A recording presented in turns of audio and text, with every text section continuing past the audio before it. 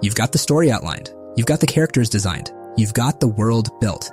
And now you need to figure out what to call your manga. The title feels like it should be easy. It's just a few words, but finding those words feel like more work than almost anything else in your project. The name is the first thing anyone sees, and it's how they'll remember your story years from now. In this video, I'll give you practical tips for naming your next manga into something that you and your audience will never forget. Let's start with what a manga or story title should try to do.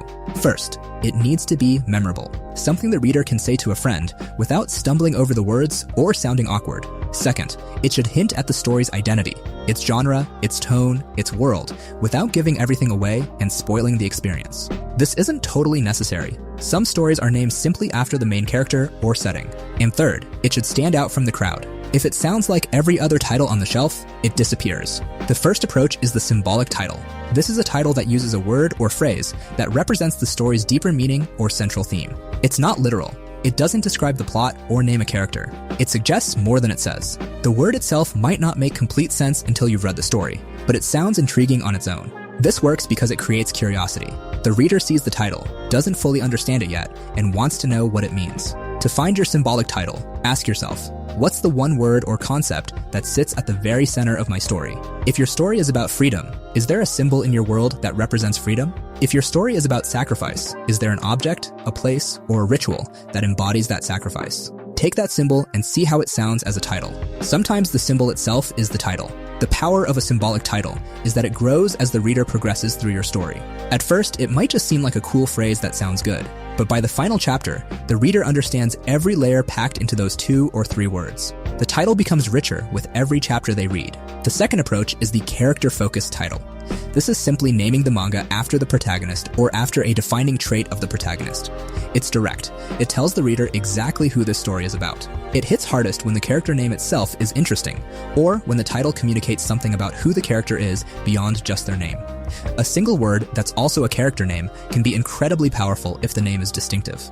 But if the character's name is generic, it won't carry the weight a title needs. John doesn't really sound like a manga title. Nobody is likely going to pick that off a shelf. But a name that sounds sharp, unusual, or culturally specific, that can work well. A good variation on this approach is using a title or epithet instead of a name. The manga Full Metal Alchemist is a perfect example of this. It's named after the main protagonist, Edward Elric. These tell the reader something about the protagonist without naming them directly. They imply a story before the story starts. The third approach is the world first title. This is when the title names the world, the setting, or the central concept of the universe rather than any character. You're selling the reader on where the story takes place or the system it runs on. Made in Abyss is a good example of a story with a title like this. This is ideal for stories where the world itself is as much of a draw as the characters. If your world has a unique concept that makes people lean in, if the magic system is wild, if the setting is unlike anything else out there, put that front and center. The reader sees the title and immediately has a visual. They know the flavor before they read a single page. The danger here is being too generic. Magic World tells you nothing. Spirit Realm has been done 1,000 times and brings nothing new to the table. The world first title needs to be specific enough that it creates a clear image, but not vague enough that it could be anything. One way to test a world first title is to ask someone who's never heard of your story what they picture when they hear it. If they describe something close to your world's vibe, the title is doing its job. If they describe something completely different, the title isn't specific enough. The fourth approach is a title that's a statement about the theme. This is a title that makes a claim, poses a question, or states a rule. It's assertive. It has attitude. For example, No One Dies Twice, All Gods Bleed, The War That Never Ended. These titles don't describe the story. They make you feel something about the story before you've opened the first page. They create an emotional reaction before a single panel of art. This approach has the most personality of anything on this list. It creates an immediate tone. For example, No One Dies Twice sounds like a dark action story with a twist baked into the premise. Or All Gods Bleed sounds like an epic fantasy that isn't afraid to be brutal. The reader is already building expectations from the title alone, and if those expectations are exciting, they'll pick it up. But if the title is confusing or takes too long to parse, it fails immediately. The reader should get it in one pass. Say it out loud. If it sounds like something a character in your story would say at a turning point, it's probably a great title. The fifth approach is the contrast title. Take 2 words or ideas that seem like they shouldn't go together and smash them into a title. Heavenly Demon, Gentle Massacre, The Sacred Traitor, etc. Contrasts create tension, and tension creates curiosity. and curiosity is the single most powerful tool you have for getting someone to open your manga.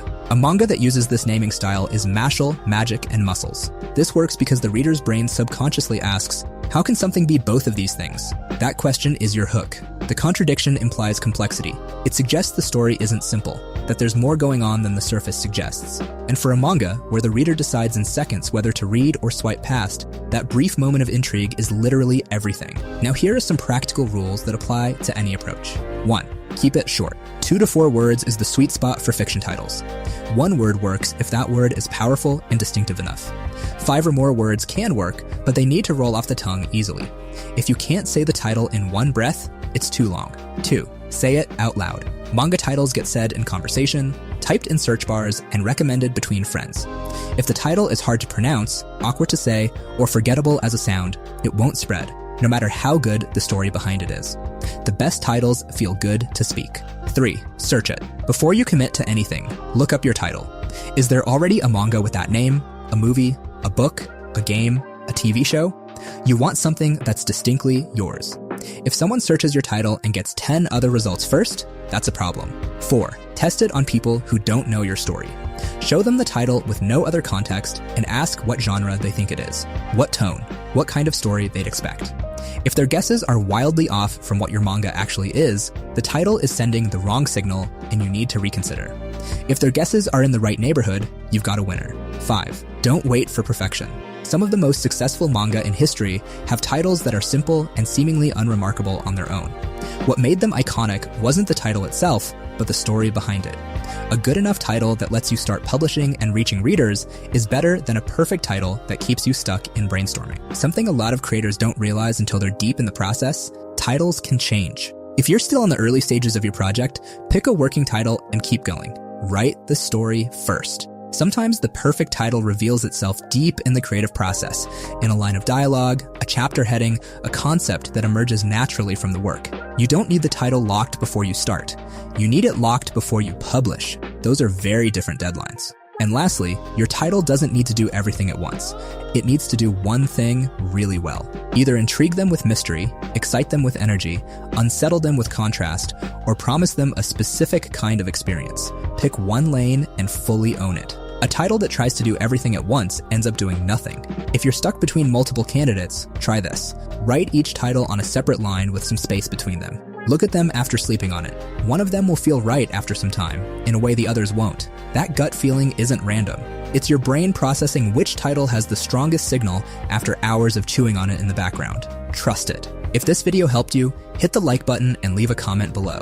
Also, if you want to get started writing your first one-shot manga, head over to mangascript.com to download the one-shot guide. It's a page-by-page breakdown of 3 high-quality manga one-shots, and it makes it 10 times easier to write your own script. And don't forget to join our Discord community. The link is in the description. It's a great place to share your work and connect with fellow creators. Thanks for watching.